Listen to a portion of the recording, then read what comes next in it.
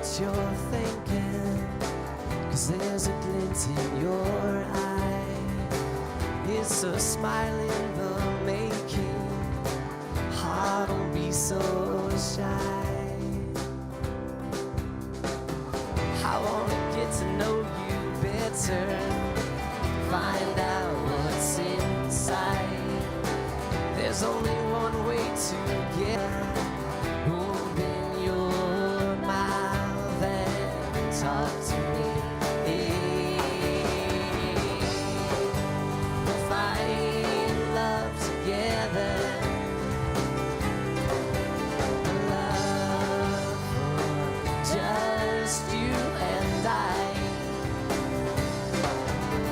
Kind that takes your heart over and over again. I'm not sure how, but let's try.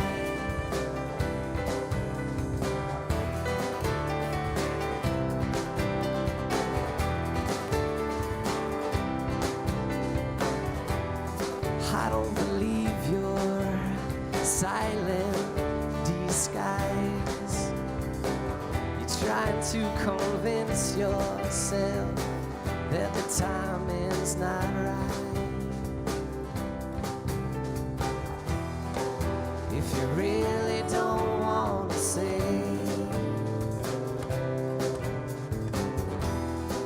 then you better not give yourself away. 'Cause I've been known to cry when your hands can't cover your smile.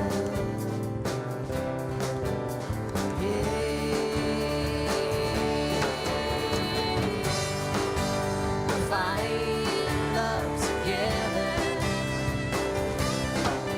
A love for just you and I. The kind that takes your heart over and over again. I'm not sure how, but let's try. We'll find love.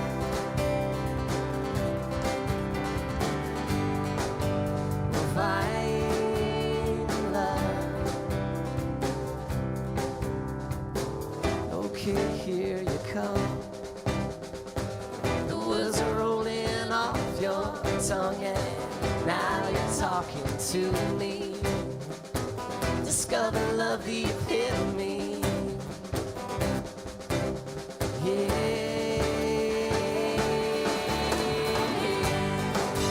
We'll find love together. A love for just you and I. The kind that takes your heart over and over again. I'm not sure how, but let's try. We'll find love.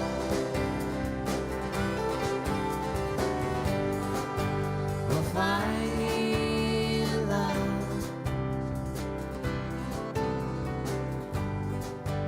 We'll find love.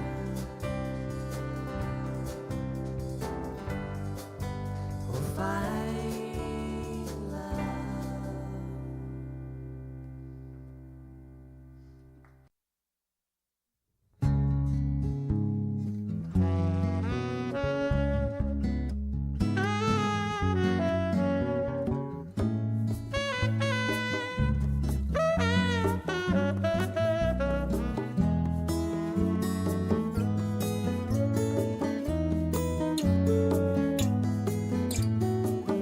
Cross the river at the rock pile when the water's not too wide. Cross the river at the rock pile, dancing on the other side. Leave behind your automobile, your boots upon a slip and slide. It's another fine day crossed Mud Bay, living by the moon and tide.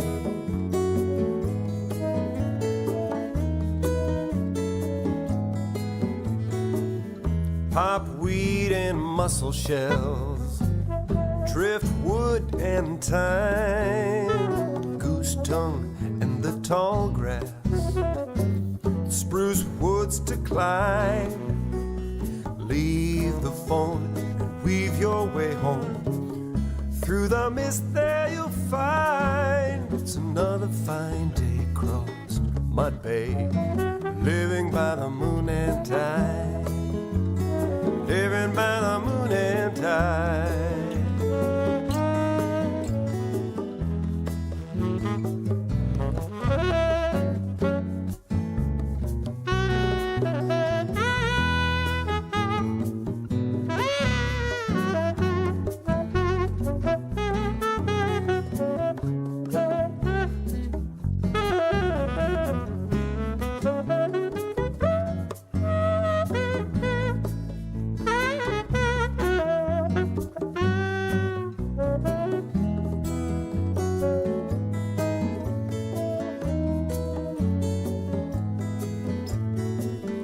Winter, spring, summer calls, the sap rises and the sap falls. You can take a breath and hear the seagulls cry. Look out to the ocean and the sky. Feel the wind get under your skin. Your boots are gonna slip and slide. It's another fine day crossed Mud Bay, living by the moon and tide, living by the moon and tide. So cross the river at the rock pile when the water's not too wide. Cross the river at the rock pile, dancing on the other side. Leave the phone and weave your way home. Through the mist there you'll find it's another fine day crossed Mud Bay, living by the moon and tide, living by the moon and tide, living by the moon and tide.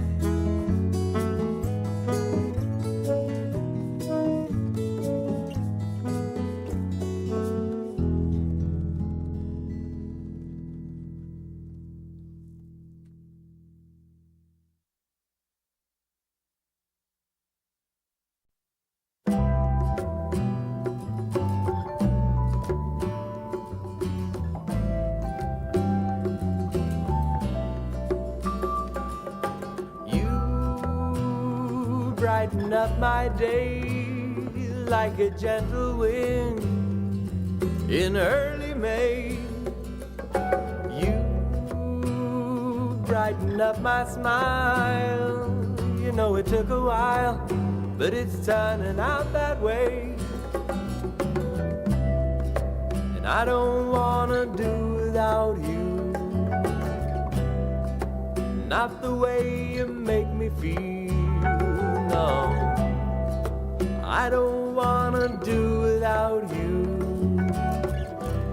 not the way you make me feel.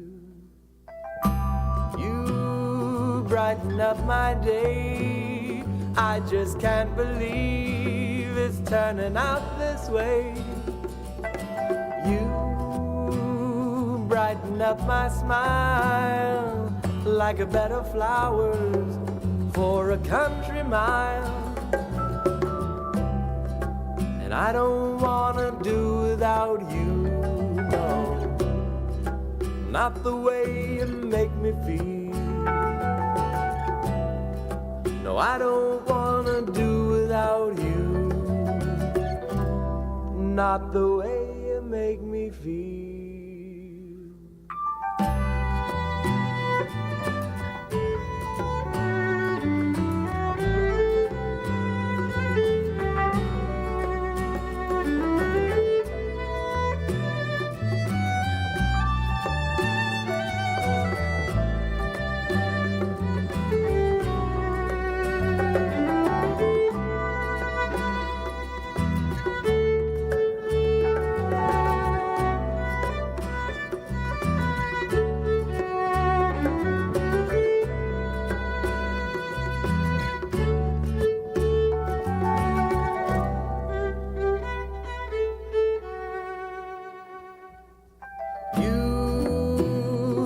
brighten up my day like a gentle wind in early May.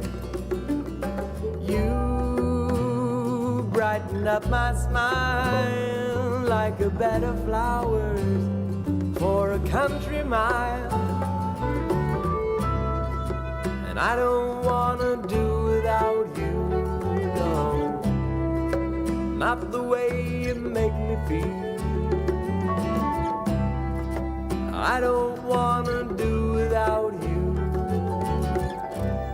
not the way you make me feel. And I don't wanna do without you, not the way you make me feel, no. And I don't wanna do without you, not the way you make me feel.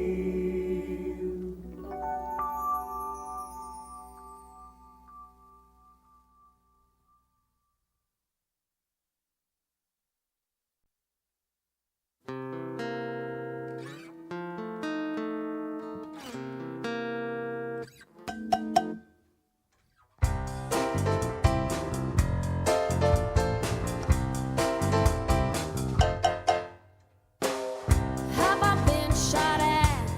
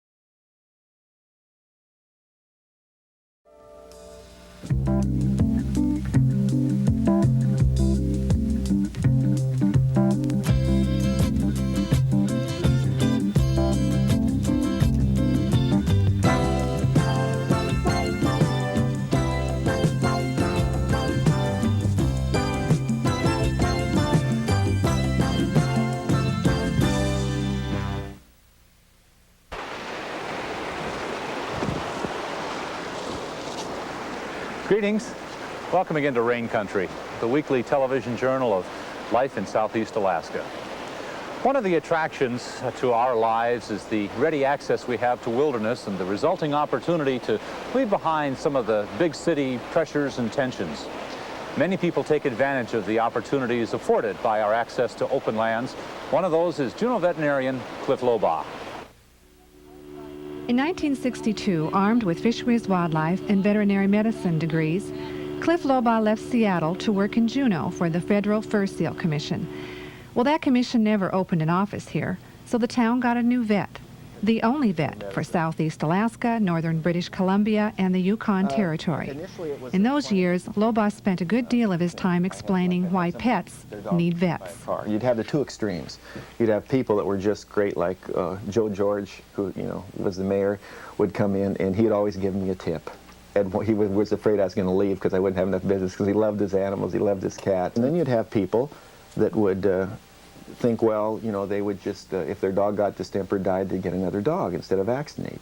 Or you'd have the individual that would come in and his dog would have a broken leg, and you'd say, I remember I told the person, well, it'll be $45 for an open reduction in the medullary pinning on the leg, and he says, well, for that I may as well take him out and shoot him. And I couldn't believe it, the guy took the dog away. But along with education, that stopped. And it was an easy clientele to educate. While educating was easy, the hours were long. To recharge flagging energies, Lobaugh took his family into the Canadian wilderness near Atlin. One year, I'd worked for 10 years straight all by myself and that's 7 days a week and having Memorial Day and Labor Day off. And so I decided to take a 6-month sabbatical. And we went into Lower Tagish Lake at Juan River and took the family in and taught the boys school for a semester. I had it planned so we were going to have, basically August, September would be putting up food, October would be putting up, our fuel supply. And then at the end of the semester in January, February, we were going to ski out.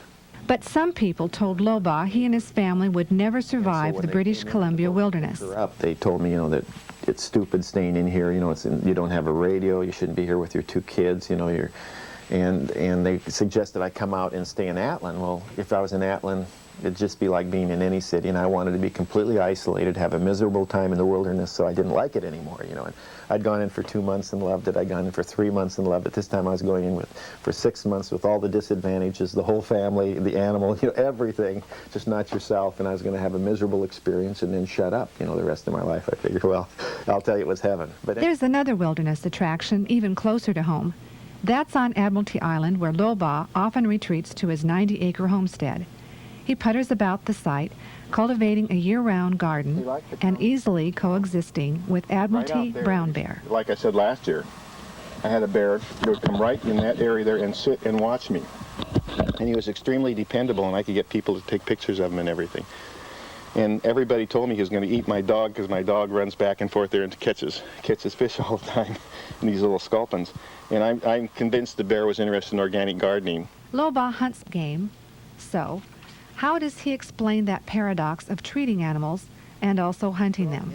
There's so many paradoxes that, like, I could never shoot a bear unless I was charged by one. Because you don't eat them or anything. Mm-hmm. And yet, yet I see a deer, and I don't see the brown eyes. I just see venison chops. But I feel there's no conflict as long as they use the whole thing. Another paradox: Lobaugh's activism in Alaska conservationist issues. And then when I came up here, I was just surprised, that you've got the largest national forest in the United States, over 16 million acres, and there wasn't 1 acre of dedicated wilderness. And so liking animals, fish, older people and children in particular, I felt it's very important to protect, some of the habitat, or you're going to have none of that. And so I got involved in trying to set some of the areas aside in wilderness, which is probably the most protective category for habitat protection, because you can do everything except build a road on it and log it. One of the first issues Loba cut his teeth on was a proposal by U.S. Champion Plywood to build a pulp mill at Echo Cove. There was a group that got together and felt that we wanted to challenge their assumption that we could have a third pulp mill and not overcommit the forests to other uses besides logging. And we couldn't, it was like having bad breath because we needed lawyers and we couldn't find anybody that would represent us. And finally we affiliated with the National Sierra Club, and they said that they would help our pursuits. And being a businessman and a very conservative Republican, I was extremely interested in how they would handle it, and they were very businesslike. They took all local opinions, and everybody would always, you know, we'd get threatening phone calls, obscene phone calls, broken windows, this sort of thing, asking you to leave town, and why do you belong to that California organization? And of course, being very chauvinistic toward Alaska, that kind of hurt. Loba seems to have done a lot with his life. In fact, he says he was born old. Kind of, you know, people say, gee, you do fascinating things, but yet I haven't done anything different for so long that I find myself rather boring. But he's not bored. Cliff Loba enjoys everything he does. In fact, he says life offers too many enjoyable things to do and not time enough to do them all. But he does find time for music, like on this antique pump organ. And it's a brass reed pump organ, but it's just the kind of organ to play, you know, sort of like folk songs or Bach. And I also have a 5-string stand-up bass, which I purchased, which I've been repairing for a few years, and now it's in shape. Now I have to repair myself. Loba doesn't require much more to make his life complete, except for maybe one more thing. I want to see the fall in the East Coast, and aside from that, I can go from here to Atlin, back to Juneau, over to Admiralty, and be perfectly satisfied.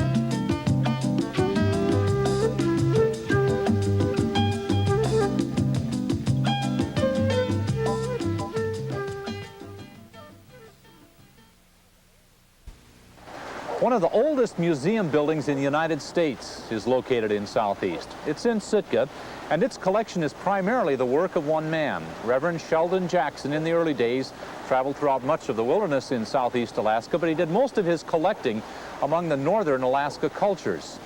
Today, the Eskimo mask and basket collection is one of the museum's strongest attractions. Perched above the harbor just out of town, this small building might go unnoticed if not for its unique architecture. Sharing the Sheldon Jackson College with such grand-looking halls as Fraser, Whitmore, and Stevens, this Hudson Bay octagon also has a specific intent which sets it aside from the other buildings on campus. This concrete structure was built specifically to store the native history of Alaska in the form of its people's material possessions. At one time called the largest collection of Alaskan curiosities in existence, these articles are now regarded as a superb ethnological record. This museum is named for the man whose collecting interests brought about its construction, Dr. Sheldon Jackson. Dr. Jackson began his collection of Alaskan curiosities in 1877. By 1889, while serving as Alaska's first Commissioner of Education, Jackson's collections had grown to the point that a frame building was constructed to house them.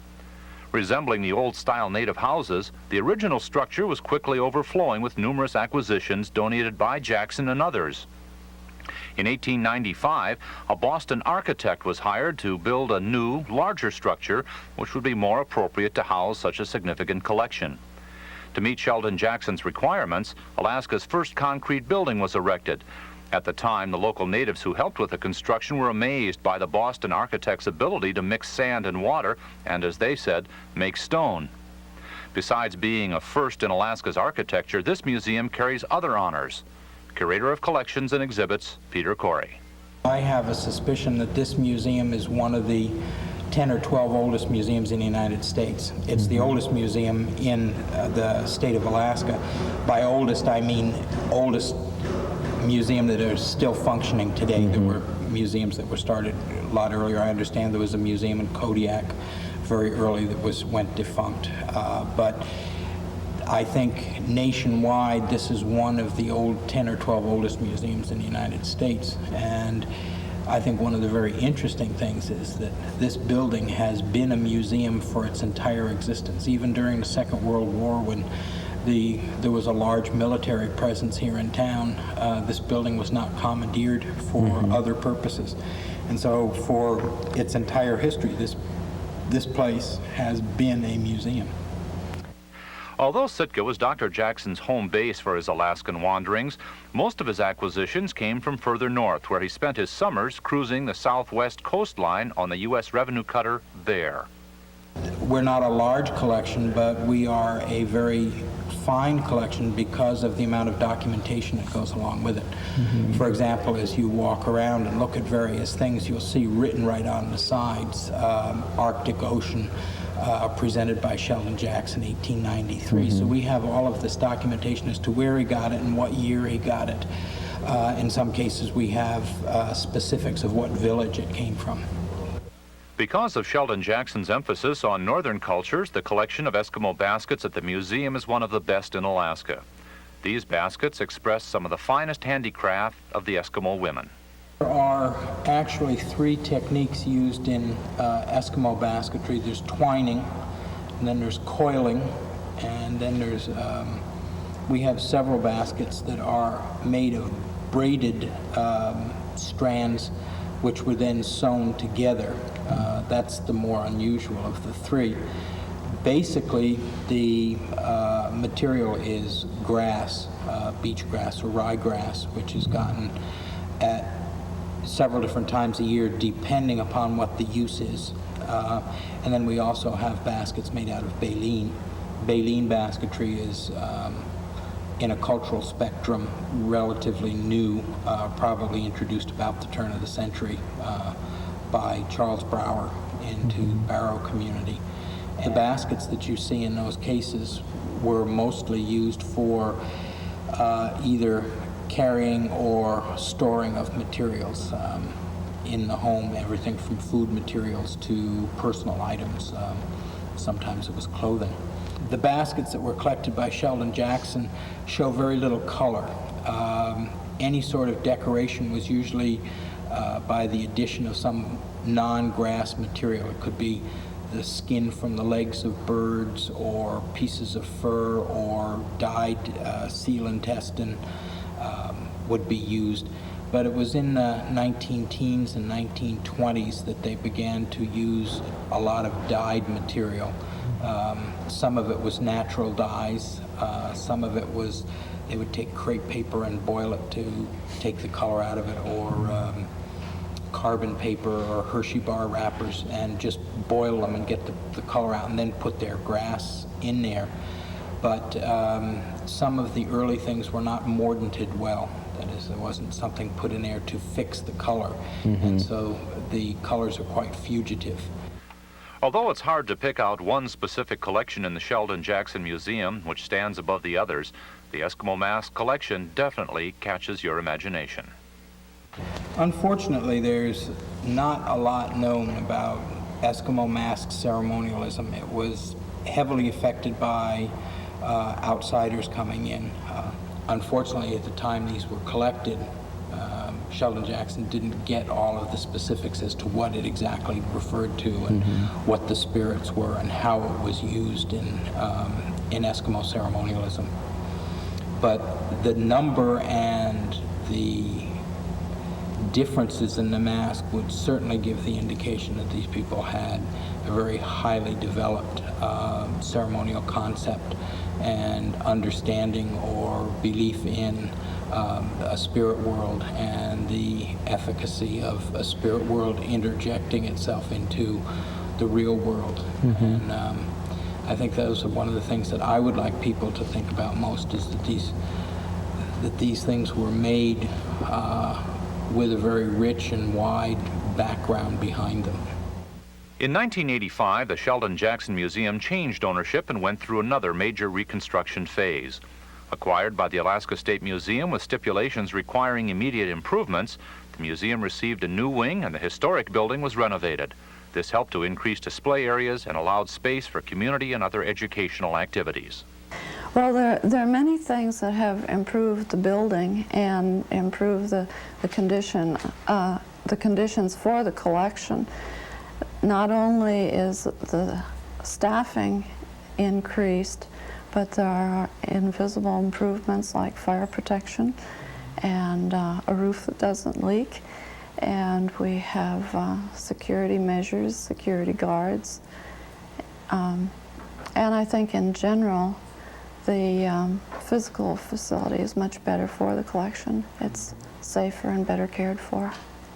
And also now we can say to a donor, look, if you donate this lovely piece to us, we have a secure collection room, we have temperature and humidity control, and we have security measures, and we'll take the very best care of it, and hopefully we'll do as well as Sheldon Jackson did, since he collected the pieces nearly 100 years ago, and they're still here in fine condition.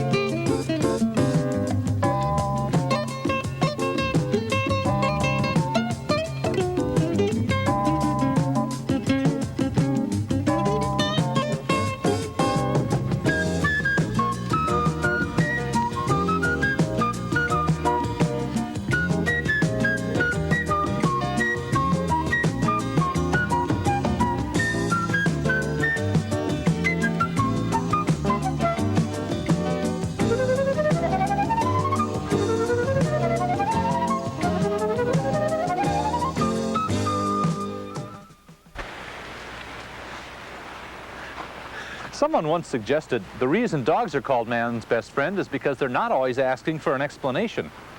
Whether they ask or not, it's easier having a dog around if the proper rules of behavior are understood. And since the dogs aren't going to ask, one way to teach them is by sending them to school. The Ketchikan Parks and Recreation Department offers a dog obedience class.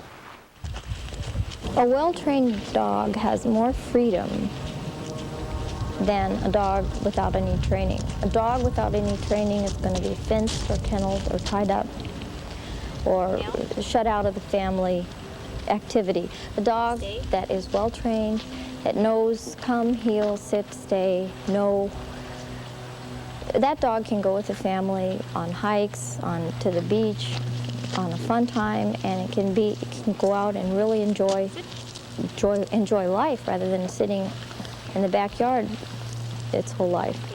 Anita Moran offers a dog obedience class in Ketchikan. Her interest in dog training came about when her husband wanted an Irish wolfhound. Such a large dog would require training, so Moran took a course offered by Ketchikan Parks and Rec. She obtained a second dog, a Bouvier, and soon she was an expert at training dogs. When you're training your dog, you always take off the other collars so that they get the idea that when you have the training collar on, you mean business.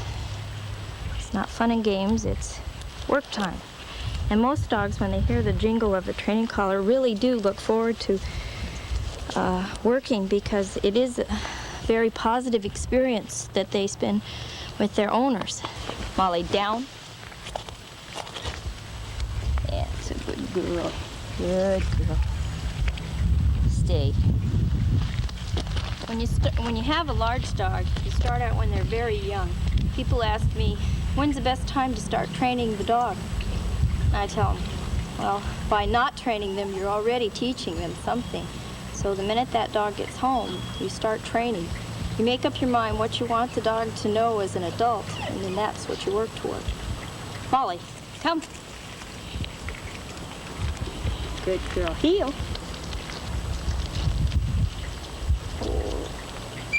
Good.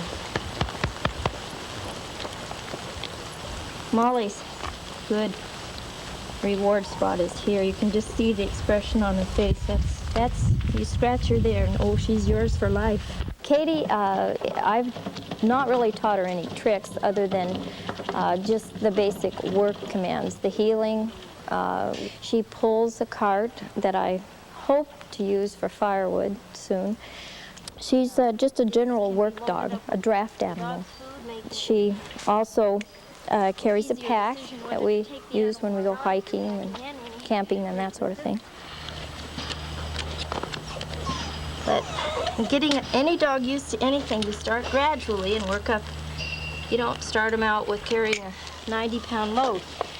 And then, again, it's a training situation. So you have the training collar on, and you just start out. And she could go all day with an empty pack, but then you start adding weight to it. Come.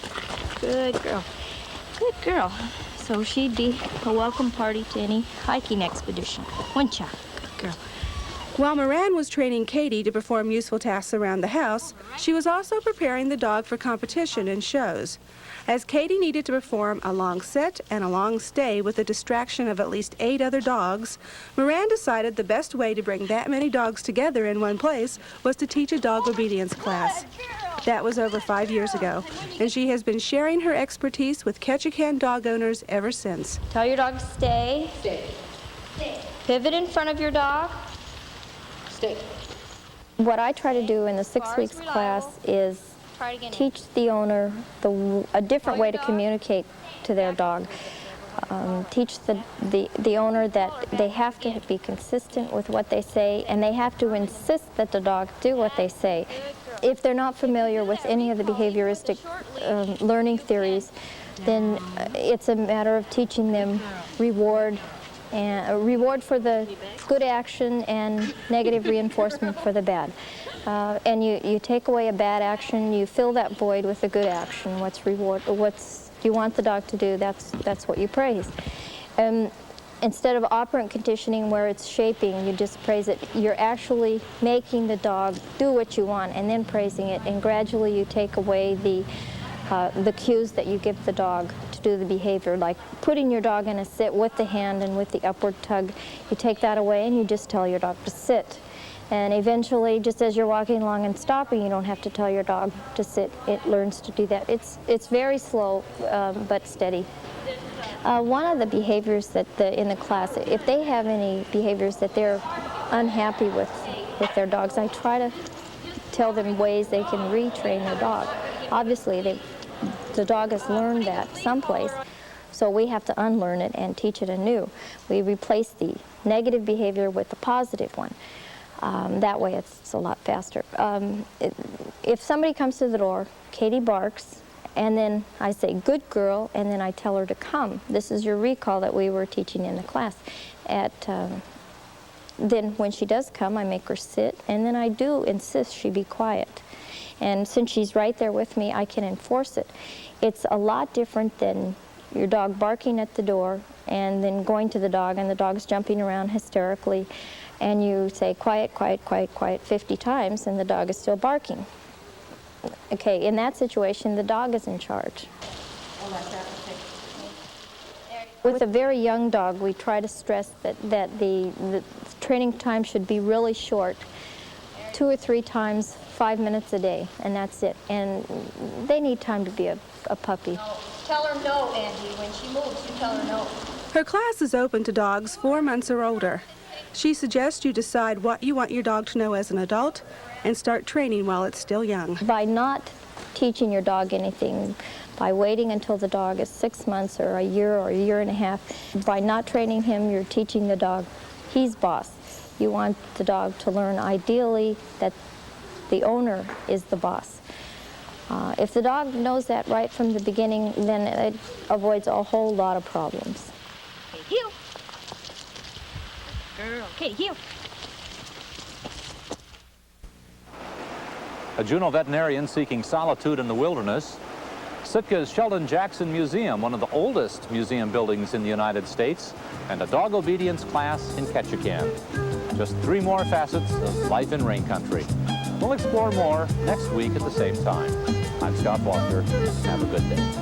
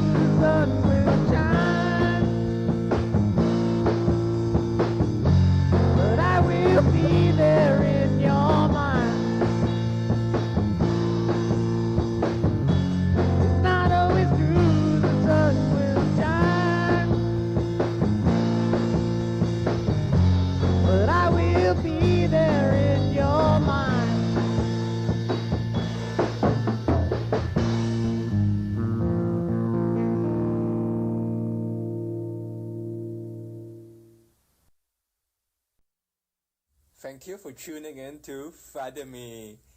1, 2. The moon is full and the sun is taking a break. I know it's gonna be night the next 100 days. But you tell me good morning anyway.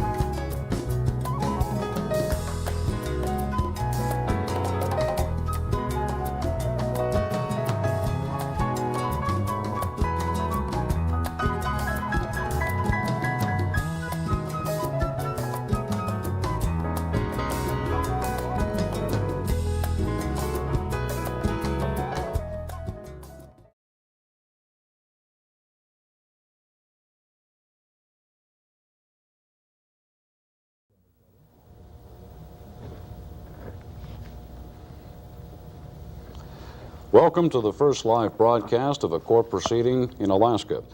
The gavel is scheduled to come down at 10 o'clock this morning on Williams versus Zobel, case number 5400 from the State Supreme Court chambers in Anchorage. Justices will hear arguments on the constitutionality of the income tax relief and permanent fund dividend programs. This live coverage is being co-produced by Alaska Review and KAKM Television and is being carried by public television stations KTOO in Juneau, KUAC in Fairbanks, KYUK in Bethel, and the Alaska Public Radio Network, which serves the 12 public radio stations in the state. This program is also being made available to all commercial television and radio stations in Alaska as well. The Alaska Public Broadcasting Commission made the arrangements for this program to be transmitted via the state satellite project, which serves nearly 70 communities in Alaska. This is Pete Carran for KAKM. Most Alaskans are familiar with this case by now. There's money on the line. Last June 27th, Anchorage Superior Court Judge Ralph Moody ruled in favor of Ronald and Patricia Zobel's arguments that the state's new income tax relief and permanent fund dividend laws were unconstitutional. And we'll get more into the background of that case in just a few minutes. But first, I would like to introduce the expert we've called on to assist in this production. John Havelock is the Director of Legal Studies for the Justice Center of the University of Alaska at Anchorage.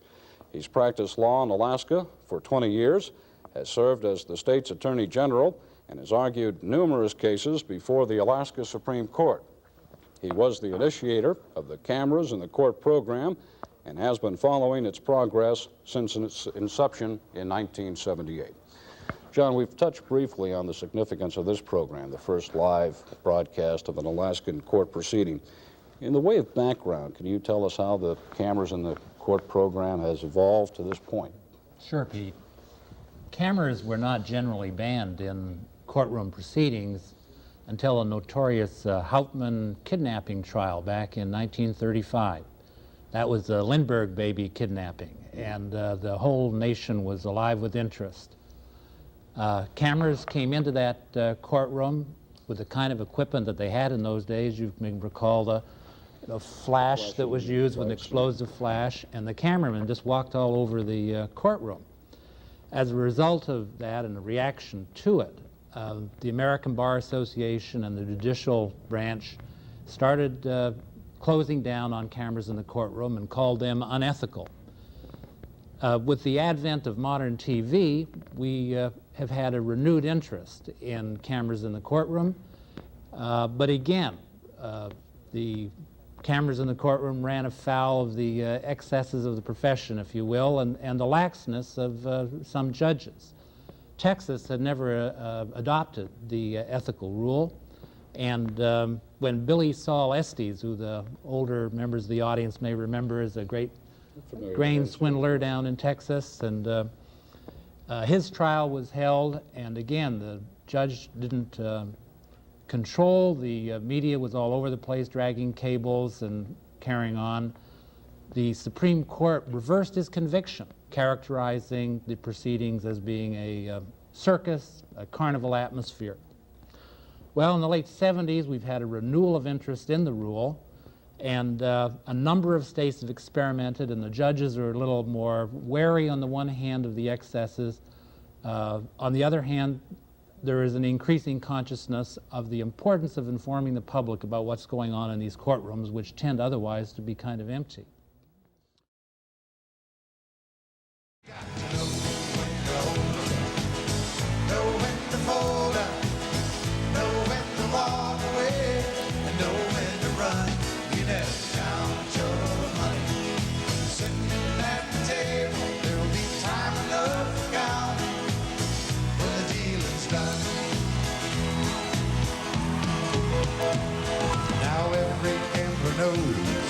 The secret to surviving is knowing what to throw away, knowing what to keep.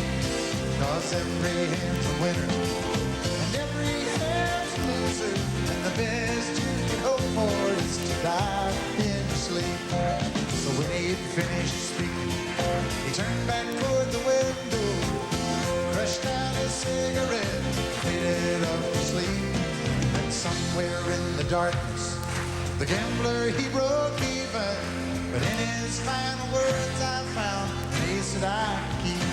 You got to know when to hold up, know when to fold up, know when to walk away, and know when to run. You never count your money. When you're sitting at the table, there'll be time enough to count.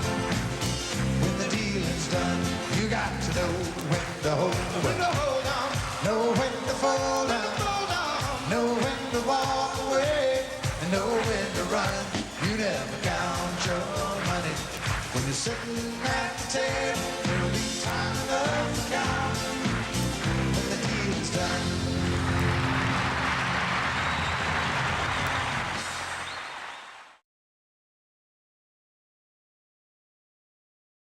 For News of the North, this is Pete Carran. It's 11:06.